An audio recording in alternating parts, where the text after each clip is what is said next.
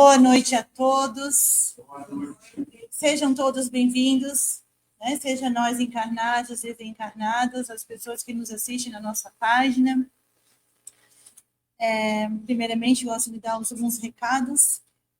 Todos os domingos, das 8 da noite até umas 9h30, a gente tem o Evangelho para os jovens. Até temos 3 jovens aqui hoje. A gente convida vocês também a participar desse grupo dos jovens, que a idade é de 14 até os 25. Então, a gente convida vocês também. E durante a palestra, a gente tem a evangelização infantil. Enquanto a gente está aqui fazendo a palestra, as nossas crianças estão ali, né, aprendendo um pouco sobre Jesus, de uma forma mais lúdica, né?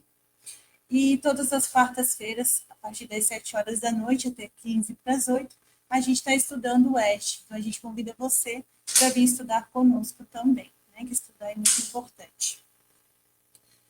E...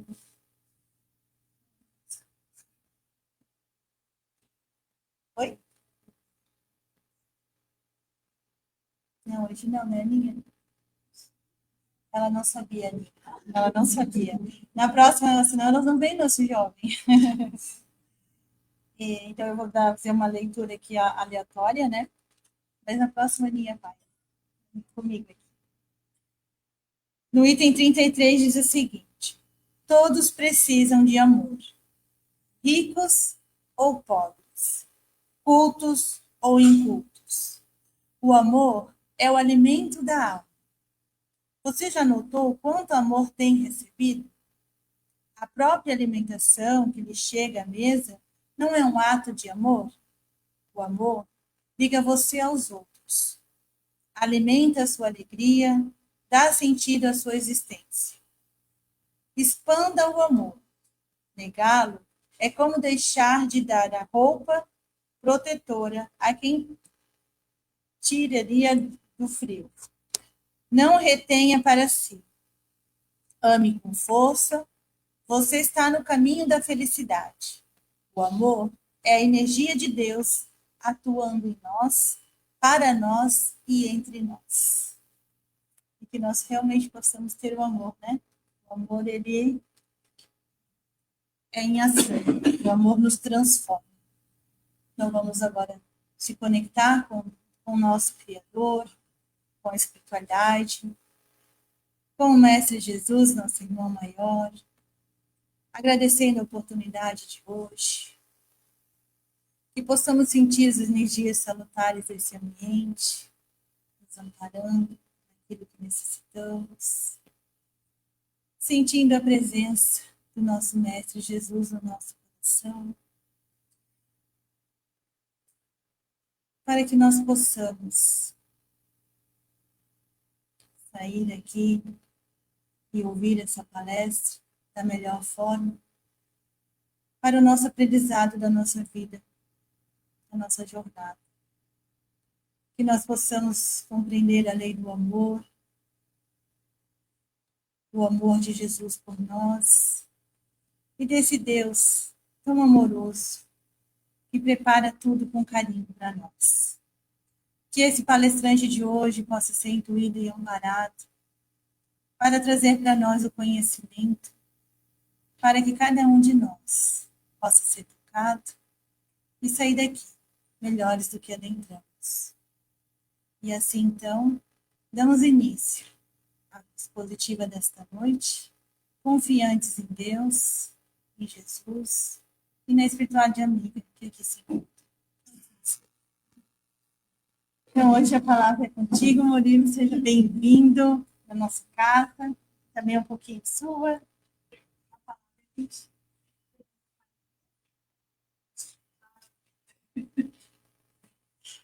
Boa noite.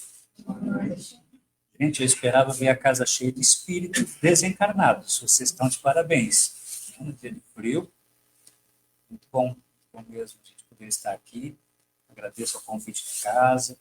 Mais uma vez podermos conversar um pouco a respeito da doutrina espírita, à luz dos nossos corações. Então, a gente vem aqui na condição de simples aprendizes, tentando de alguma forma espalhar um pouco daquilo que a doutrina espírita tem nos feito ao longo da vida, que é aquecer os nossos corações, contribuir com o nosso entendimento e assim buscarmos de alguma forma sermos pessoas minimamente melhores diante da condução e do convite do Cristo. Então, que Ele nos ilumine nessa noite, que possamos, de alguma forma, sairmos daqui um pouco mais reconfortados, um pouco mais curiosos a respeito dessa doutrina que tanto nos encanta, que tanto nos esclarece. Nós temos um grupo de estudos do Evangelho de Jesus, à luz da doutrina espírita, um grupo de NEP, Grupo de Estudo e Pesquisas do Evangelho, que inclusive nesta semana que se encerrou agora, nós fizemos 5 anos nesse grupo. Essa sexta-feira com o pessoal, 5 anos. E nos primeiros 4 anos nós estudamos sequencialmente o Evangelho de Mateus. A gente vai pegando uma passagem, lê a passagem, estuda, busca textos espíritas que nos esclareçam melhor. E a gente vai mergulhando passagem por passagem, mas quando a gente vai ampliando um pouco o leque, a gente vai vendo que algumas coisas há uma certa coerência, uma certa repetição, um certo padrão que a gente só observa como um voo mais panorâmico, uma olhada por cima, passando por várias situações. E algumas dessas condições que se repetem, alguns desses padrões, nós resolvemos trazer em forma dessa fala de hoje, que colocamos, o título que estava no quadro, Adversários, Multidão, Discípulos e Apóstolos. Para que os amigos tenham uma ideia do que a gente está falando, nós vamos pegar aqui 3 ou 4 passagens de exemplo, pegar 3 de Mateus, uma também de Lucas, onde esse padrão se repete para a gente entender, né, um pouco melhor, minimamente, essa situação. Acredito que são passagens conhecidas pela maioria de nós, às vezes não em detalhes, mas bem conhecidas. A primeira que eu escolhi é a chamada cura de um paralítico. É muito curiosa essa passagem, porque conta o evangelista Mateus que havia um paralítico numa determinada cidade e ele ouviu falar de Jesus e procurou aproximar-se dele quando Jesus estava na casa de alguns amigos. Só que ao buscarem Jesus com esse paralítico, levando ele numa maca, um catre, verificou-se que não era possível chegar próximo dele, porque havia um impedimento. Havia uma multidão ao redor da casa. E aquela multidão era tal, compacta, que era impossível chegar próximo a Jesus que estava dentro da casa. Então os amigos tiveram uma ideia. Pegaram a maca, amarraram uma corda, subiram por uma escada lateral à casa, tiraram a cobertura e desceram o paralítico no meio da sala. Quando nós vamos observar passagens como essas, nós temos que ir além da questão puramente ali colocada. Porque se de um lado nós temos uma criatura com uma deficiência física, nós temos que imaginar a posição e a condição espiritual dessa criatura. Como se posta mentalmente, como se posta psicologicamente alguém paralítico. Porque além da sua limitação física, toda a sua posição de vida está relacionada a isso. Há ali uma visão espiritual muito interessante. De alguém psicologicamente, alguém espiritualmente, que se sentia estagnado. A própria limitação física lhe impõe isso psicologicamente. Então é uma criatura que busca e que anseia sair da estagnação. Sair da paralisia física, mas também de vida, também espiritual. Sentia a necessidade de, entre aspas, voltar a caminhar. De ir além. E quando a gente extrapola a condição física, esse voltar a caminhar significa progredir. Significa sair daquele ponto onde ele estava. E ele percebia então ali em Jesus a possibilidade disso. Percebia que Jesus poderia fazer. Não vamos adentrar nas passagens. Vamos, como eu disse, fazer um voo panorâmico. A segunda passagem que nós gostaríamos de colocar é a cura de uma mulher que há muitos anos sangrava. Intitulada nos evangelhos como a cura da mulher hemorroísa. Era uma pessoa que com certeza se identificava muito com a mensagem de Jesus. Sentia que ao buscá-lo poderia resolver aquele seu problema. E a descrição da passagem é muito curiosa, porque ela vai em direção a Jesus no intuito de tocá-lo. Não queria nem falar, só tocar. Mas ela também encontra uma barreira. Jesus está rodeado novamente por uma multidão. E é curioso porque daí conta a passagem que ela se arrasta para tocar, nem que sejam as vestes. E ao tocá-lo era cura o corpo. Mas também nós temos que imaginar espiritualmente o que passava uma pessoa dessa. Há muitos anos sofrendo de uma enfermidade, também marcada profundamente pela questão social que a excluía como uma pessoa impura, que eram as condições daquele processo. Buscava, então, uma renovação, buscava uma mudança. E também sentia que Jesus, que o seu evangelho, poderia proporcionar a solução daquele seu problema. E tal qual a primeira passagem, os amigos já percebem, ela encontra aqui o mesmo padrão. Uma multidão impedia de chegar. Uma multidão fazia uma barreira e não permitia esse avanço. Uma terceira passagem, que também nos serve de exemplo, a chamada cura do cego de Jericó. É uma das passagens que eu mais me identifico pela riqueza de detalhes, pelas situações que são ali contadas. Era um cego que estava à margem do caminho, como diz o texto, e por não conseguir enxergar, pelos demais sentidos, ele ouviu o burburinho, muita gente ao redor. E pergunta, e alguém lhe diz, é Jesus que passa por aqui. E, obviamente, ele já deveria ter ouvido falar de Jesus. Jesus já fazia maravilhas, já falava maravilhosamente, e as pessoas já o conheciam. Então, pensemos mais uma vez, além da limitação física. O que pensa, o que sente alguém que não pode ver. A posição espiritual de alguém com esta limitação. Era um cego, sim. E o que anseia um cego? Anseia poder sair da escuridão. Transportemos todas essas limitações físicas para uma questão espiritual. Aquele que busca a luz, aquele que busca vencer, talvez não só a cegueira física, mas a cegueira espiritual. Aquela de ver além da limitação do dia a dia, que muitas vezes nós todos estamos envoltos. E sentir ali uma grande esperança naquele momento. O Messias passava. Ele tinha consciência de quem era.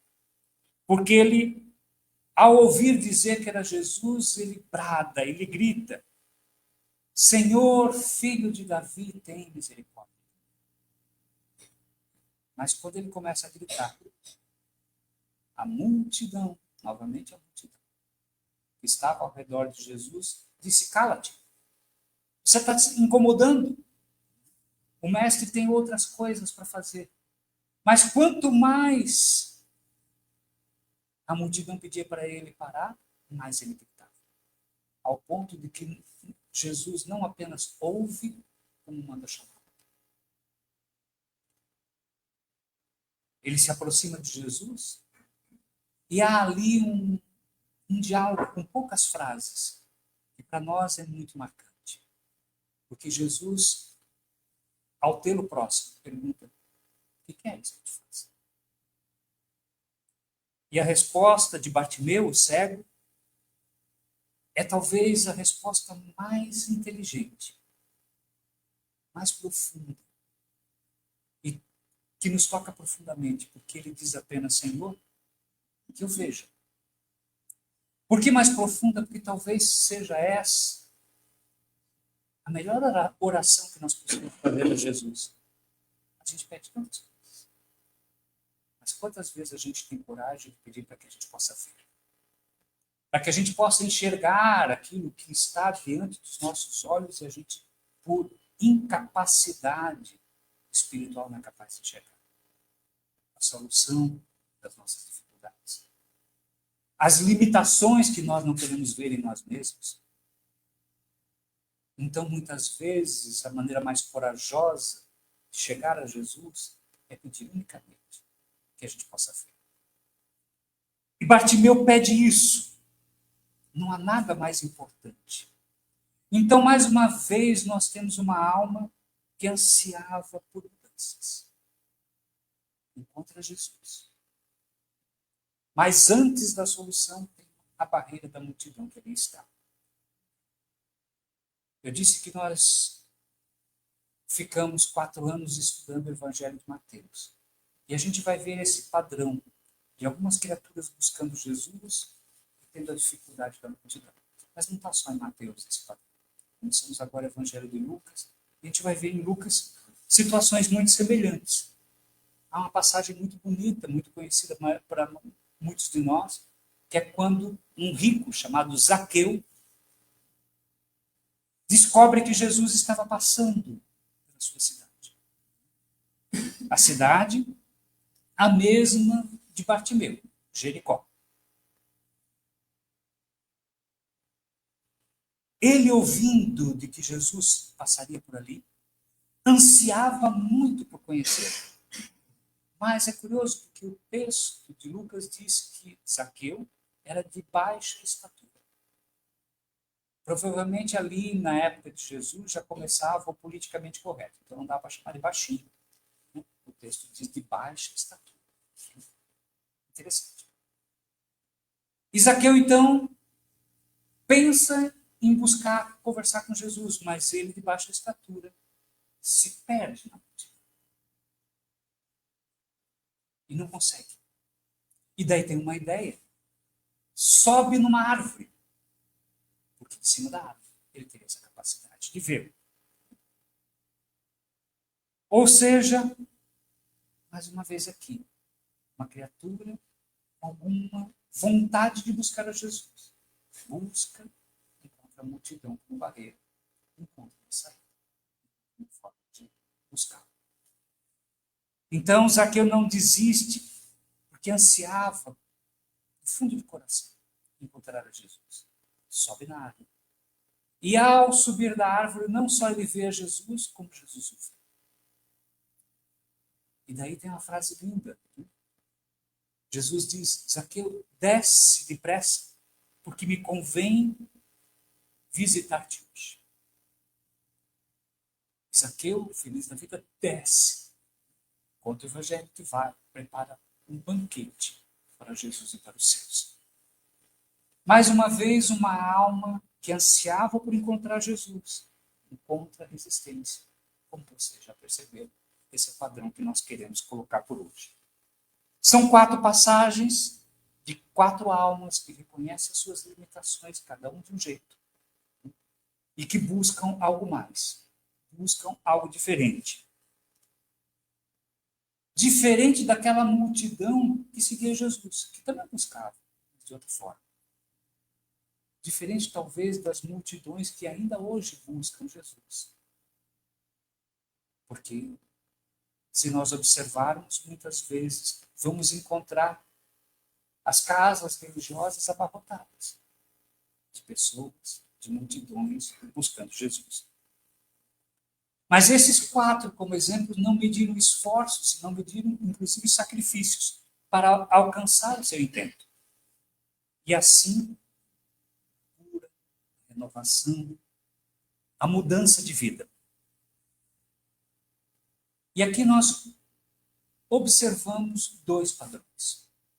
Se de um lado nós temos aquela multidão que cercava Jesus, de outro lado nós temos algumas criaturas que dão um passo além. Esse passo além, o Evangelho chama de discípulo. É alguém que vai além de simplesmente buscar ao redor de Jesus. O que é um discípulo? Nos parece que é algo muito grande. Discípulo é aluno. Discípulo é aprendiz. Quando alguém é discípulo de alguém, aprende com este. Essa é a postura, essa é a condição de ser um discípulo de alguém. A multidão segue Jesus, mas não tem compromisso. Apenas segue. O discípulo não. O discípulo busca algo mais. Então, este é um arquétipo, é um padrão que se observa nos evangelhos. Essa relação entre o discípulo e a multidão. E daí a primeira questão que nos cabe é nos perguntar, para uma resposta íntima, uma resposta de consciência, qual é a nossa relação com Jesus? Será que é aquela de buscá-lo em multidão? Ou será que já buscamos de alguma forma aprender algo com ele e ser discípulos dele? Essa é uma pergunta chave para todo cristão.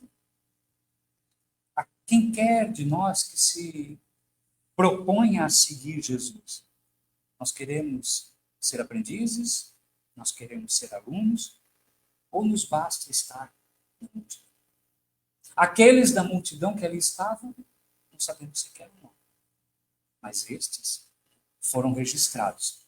Na realidade, esses 2 elementos, discípulos e multidão, esses 2 arquétipos, fazem parte de algo maior, que a gente poderia colocar ao menos 4.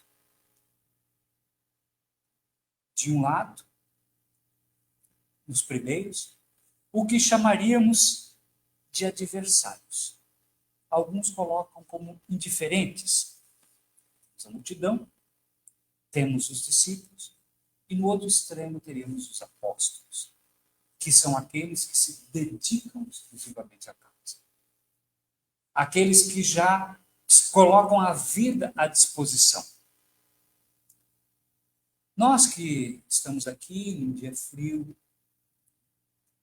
procurando alguma coisa a mais, provavelmente já não somos adversários, nem indiferentes à mensagem do Cristo. Também estamos distantes de ser apóstolos. Então, a nossa fala hoje se atém mais a esses 2 aspectos, os discípulos e a multidão. Porque nós transitamos durante a vida, ora no padrão daqueles que são multidão, e de vez em quando querendo aprender, dar um passo além, buscando ser algo mais, ser aprendizes. É o mesmo que nós vamos encontrar na parábola do semeador, também muito conhecida. Jesus ensinou que um homem saiu a semear, pegou parte da semente, colocou num terreno que era muito assim, o outro que era muito assado. Não vamos entrar no aspecto da parábola, leiam depois, mas são 4 terrenos muito semelhantes. Aqueles que nada produzem, os adversários diferentes. Aqueles que produzem muito pouco, aqueles que já começam a produzir, aqueles que multiplicam. É a mesma questão, é a mesma forma. Mas eu gostaria de abrir um parênteses, apesar de que disse que esse não é o ponto mais relevante, a respeito dos adversários. Porque, como coloquei, todos nós que já estamos buscando de alguma forma, já admiramos a Jesus. E é muito natural que a gente não se coloque ou não se veja como adversário. Já não somos indiferentes, já não somos adversários. Mas aqui há uma armadilha muito perigosa. Porque o maior adversário de uma mensagem nem sempre é o que se opõe a ela. Muitas vezes, o maior adversário de uma mensagem está entre os seguidores. É quando a gente não entende, não compreende em profundidade a mensagem e queremos colocar pontos de vista pessoais. Nessas condições, a gente passa a ser um mau divulgador daquela mensagem, um mau exemplo daquela mensagem, mesmo estando entre, teoricamente, os seus seguidores. Isso quando não nos colocamos em posição ainda piores, né? De excluir, de perseguir. E nós vamos encontrar, infelizmente, em todas as religiões, criaturas que, estando ali representando ou se colocando como seguidores do Cristo, está fazendo barbáries em seu nome. Esses são os maiores adversários na realidade. Aqueles que passam a discriminar quem não segue determinado preceito, quem não pensa como ele, quem não age como ele. Não que as disciplinas, que as normas, que as regras não sejam importantes. Com certeza são, porque as instituições humanas dependem dessas estruturas para se manterem. Mas se acima dos nossos preceitos nós colocarmos regras, nós passamos a perder o objetivo do nosso trabalho. Há uma passagem muito interessante de Jesus, em que, já próximo da crucificação, na última ceia, ele vira para os seus discípulos e diz assim: nisto conhecereis que sois meus discípulos, se vos amardes uns aos outros. Então, na condição de discípulos, de aprendizes, há uma premissa, há uma exigência do próprio Cristo, que os seus discípulos se amem entre si. Não é só amar o outro, ele está falando de vos amar. Nisso tu conhecerão que sois meus discípulos, os que se amam uns aos outros. Então, na condição de discípulos do Cristo, além dos rótulos humanos, além das religiões que a gente se vincula, se um agride o outro, menos discípulos do Cristo. Só há discipulado onde há amor entre seus membros. Senão nós somos adversários, sem nos darmos conta.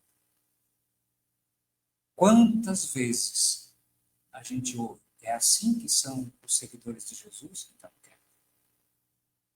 quantas vezes se ouve, é assim que agem os cristãos no mundo? A história nos trouxe isso várias vezes. Quando Jesus caminhava entre nós, ele dificilmente criticava alguém. Mas havia um grupo que ele sempre criticava. Eram os fariseus. Ele dizia: hipócritas, sepulcros caiados, brilhantes por fora, podres por dentro. Os fariseus eram religiosos. Então, entre aqueles que mais deveriam trazer a mensagem do Deus único, onde mais havia hipocrisia. Pois bem, fechado esse parênteses, retornamos então ao ponto onde nós estamos conversando, principalmente, que é onde devemos nos ater. Somos multidão ou somos discípulos? E para isso é interessante nós começarmos a entender como é que é a postura de cada um desses grupos, para que a gente se avalie. A multidão que busca o Cristo, as igrejas, as nas casas espíritas, nas várias formas de entendimento cristão, já existe uma atração. Busca-se o Cristo porque já existe essa atração. Busca-se Jesus. Mas, normalmente, um objetivo de atender uma satisfação imediata. De atender alguma necessidade. A multidão enxerga nele alguém que deva atender. Busca-se as casas religiosas por alguma dificuldade. Muitas vezes até material. Busca-se para melhorar de vida, para estabilidade emocional e assim por diante. Então a multidão enxerga nele alguém que deva atender. Essa é a postura das pessoas ou de nós, quando buscamos uma casa religiosa, nessa postura daquela multidão que o seguia. E não alguém que quer aprender. A multidão estava sempre ao redor de Jesus. A gente vai ver isso em todas as passagens. Espremendo, apertando, empurrando, buscando desesperadamente. A multidão buscava ele pelas curas, não pelos sermões. A multidão buscava ele pelos milagres, para satisfazer situações imediatas, para ganhar alguma coisa, para oferir alguma coisa. Não está interessado em muito mais além disso. Será que mudou muito? Será que não vemos isso na postura da maioria que busca o Cristo hoje?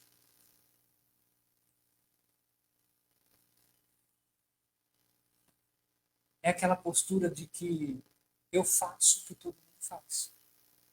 Essa é a postura. Os outros vão na igreja uma vez por semana, eu também vou. Os outros vão na casa espírita tomar passe, eu também vou. Vai fazer a palestra, vão ouvir a palestra. E segue andando numa postura igual aos outros. Um bando. Isso é multidão. Mas na multidão, de vez em quando, uma alma desperta. Na multidão, de vez em quando, alguém resolve dar um passo adiante. Um dos corações desperta, se desconecta daquele padrão e toma consciência de que é possível fazer algo por isso. Ou seja, alguém que a partir dali resolve assumir as rédeas da sua posição. Definir o que quer da vida e não ficar somente na posição de esperar. São criaturas que passam a entender. Estão ali para aprender com Jesus. Para ter algo mais com Jesus. É alguém que não está mais apenas interessado no que Jesus pode dar. Mas de que maneira pode atender ao chamado de Cristo? Que é bem diferente. Não é mais de se servir de Jesus, mas servir a Jesus. E essa é uma mudança profunda na nossa forma de pensar. É o despertar da criatura para ser discípulo, ou seja, para ser aluno, para ser um aprendiz. Deixa de se conduzir pelos padrões de todo mundo e passa a procurar se conduzir a partir dos exemplos do Mestre. Deixa de se conduzir pelos sacerdotes, pelos palestrantes, pelos etc., e passa a buscar no Mestre como seu único exemplo.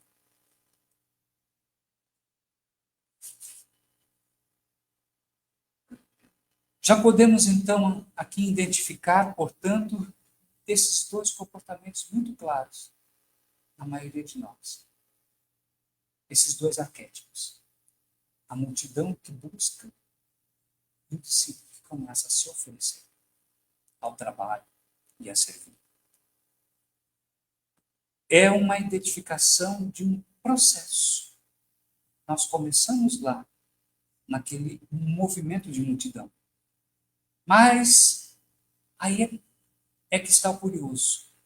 Todos esses que estão na multidão e resolvem dar um passo adiante, pelos exemplos que nós demos, eles encontram a resistência da própria multidão. Aquela mesma multidão que segue a Jesus é que me impede muitas vezes de chegar mais próximo. E daí também cabe aqui uma reflexão. Será que essa resistência, essa multidão é exterior ou é aqui dentro? Será que essa multidão são só os outros? Ou é aquela multidão de problemas, de vícios, que eu mesmo carrego? Será que essa resistência não simboliza também essa multidão interior dos meus pensamentos enraizados, dos meus hábitos seculares que eu tenho tanta dificuldade de vencer? Será que essa multidão não são barreiras internas que nós temos?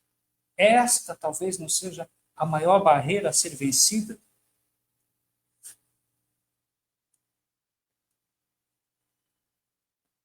Quando nós vemos criaturas como essa que nós colocamos, nós podemos pegar exemplos.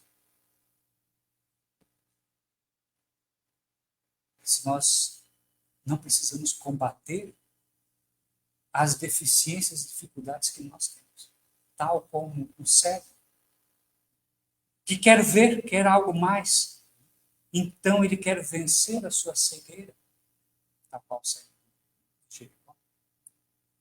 Ou aquele que está paralítico, não do corpo somente, mas paralítico da alma, que quer dar um passo adiante, buscar algo mais.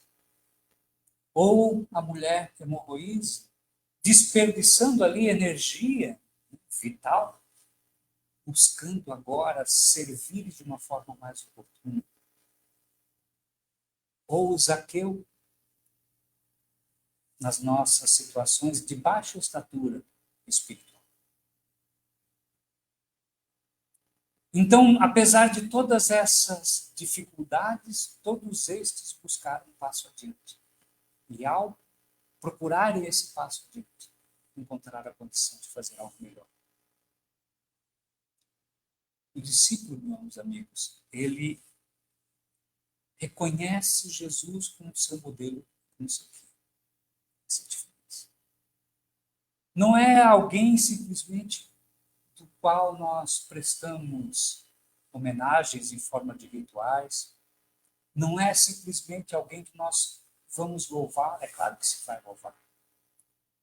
Mas quando a gente observa no Evangelho, somente um título Jesus aceitou. Quando chegaram e disseram para ele, bom mestre, ele responde, bom somente o Pai, mestre eu sou.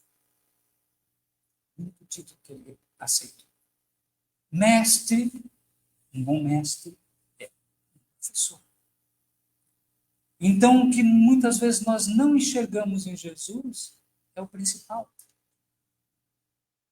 É aquilo que ele tem a nos oferecer. E quando a gente fala disso, muitas vezes talvez a gente fique pensando assim, então eu tenho que estudar as palavras de Jesus para aprender. Isso temos. Mas o mestre não ensina somente com palavras. Por exemplo,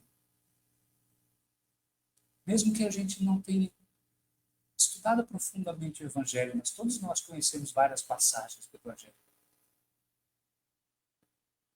Vamos pensar um pouquinho. Quem pode citar uma passagem onde Jesus reclamou de alguma coisa que estava difícil na vida dele? Tem? Algo para a gente ver, ele estava ensinando. Quem pode nos ajudar a lembrar algum momento que Jesus estava muito desanimado? desanimado, hoje eu não vou sair, não vou por ninguém. Compreenda?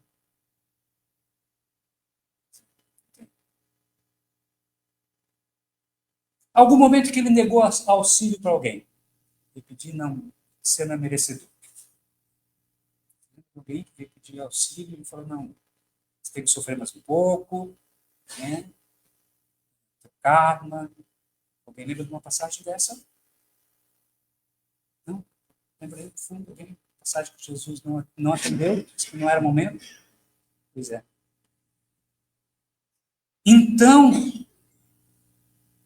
está na hora de nós começarmos a aprender com Jesus, não só o que ele fala, mas o que ele faz. Se a gente quer ser aluno, quer ser discípulo, o processo começa por aí.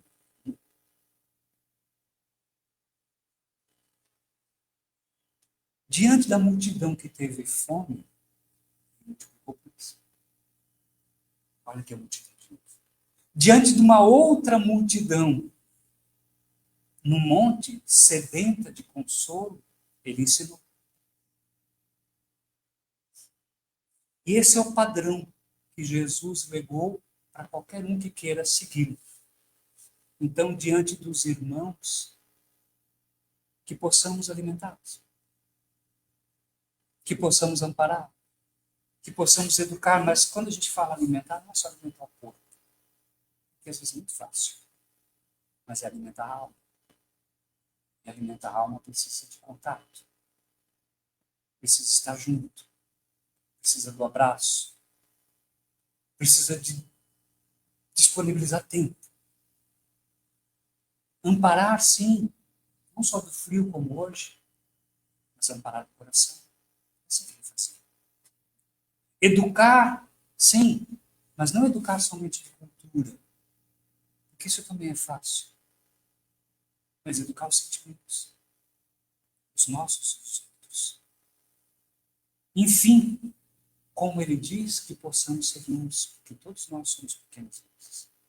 E às vezes a gente se acha tão pequeno, e dizer, não, eu ainda não sou luz. Apaguemos todas as luzes aqui dessa sala, pensando só um fósforo. Para você ver como uma pequena luz na escuridão faz diferença. Nós vivemos em um mundo de escuridão. Então, aquela pequena luz pode ser o bom dia que a gente deu para alguém que acordou desesperado. Pode ser o sorriso que a gente deu para alguém, o olhar de carinho, o abraço, que muitas vezes a gente passa desapercebido e não faz. Que sejamos essas pequenas luzes, porque essa doutrina maravilhosa, chamada doutrina espírita, que nos ensina melhor o Evangelho, essa bendita doutrina nos mostra que todos nós recebemos muitos talentos e que muitas vezes nós enterramos esses talentos, como diz a palavra. Que saibamos multiplicar esses nossos talentos, para que quando vier o Senhor, a gente diga, escreve tantos. Multipliquei, olha quantos amigos eu angariei pelo caminho. Quantos que poderiam estar em desespero. Foi aquela palavra de consolo que recebi ou que doei. Mudou a vida de alguém. Então, sintamos um pouco esse convite. Porque a maioria de nós ainda está buscando o Evangelho como multidão. A maioria de nós ainda está buscando o Evangelho somente para receber. Como aqueles tantos que seguiam a Ele. Somente para receber. Para receber dele de alguma forma.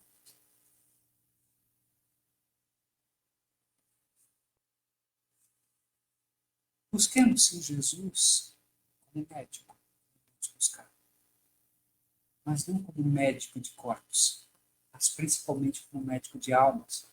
Daquilo, da nossa cura interior, que muitas vezes a gente não percebe que ainda precisa. Então, meus amigos, para ficar no horário, temos aqui um pequeno resumo para nos fazer pensar. A multidão reivindica. O discípulo renúncia. A multidão é vulnerável. Qualquer coisa que aconteça de diferente, já esquece. O discípulo, ele é convicto, bem diferente. A multidão quer ser servida. O discípulo serve. A multidão quer o que Jesus dá. O discípulo quer o que Jesus é. Se já não somos mais adversários, se já reconhecemos um mestre,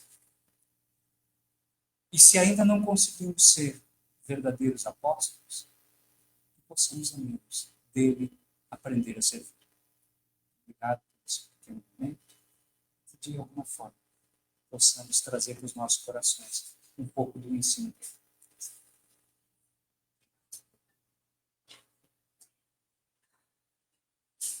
Então, para finalizar, vamos fazer a prece, né? Antes de fazer a prece, vamos se... Acho que essa música, ela auxilia muito nessa questão que nós possamos sentir Jesus. E quando a gente sente Jesus, a gente renova. Que é aos pés do monte, e depois eu vou fazer a nossa prece, tá bom? Quem quiser pode fechar os olhos, quem sabe canta. Vai sem instrumento. Um sentimento me ronda, não sei dizer, tudo é novo pra mim. Meu coração se renova, sinto a esperança invadir o meu ser. Quero ser manso, ser limpo, ser justo e pobre de espírito ser. Tua palavra me sonda, me conta do reino que espera por mim. Eu te ofereço meu pranto, as dores da alma que quer renascer. Eu ouvi tua voz, teu falar me encantou. Quis seguir, caminhar, quis saber pra onde vou. Eis-me aqui, minha dor serenou. Então, nesse momento, nós possamos se conectar com essa reflexão de acolhimento, que possamos acalmar nossos corações, silenciar nossas inquietações e se conectar com o nosso Mestre, nosso Jesus, nosso irmão maior, e com essa espiritualidade amiga. E que teu Evangelho, Jesus, não seja apenas lido, mas vivido em nossos pensamentos, nas nossas palavras, nas nossas ações. Que possamos ser teus discípulos e não perdidos na multidão. Que possamos aprender o teu amor, o teu perdão, sermos mais humildes, encontrar um abrigo em teus sentimentos, para que nós possamos nos transformar a cada dia, a cada momento. Abençoa-nos, Senhor, espalha essa tua luz e o teu amor, e que nós, em gratidão, possamos encerrar estudos dessa noite. E fica sempre conosco, Senhor Jesus. Que assim seja. Obrigada, Murilo, pela expositiva, que nós possamos realmente ser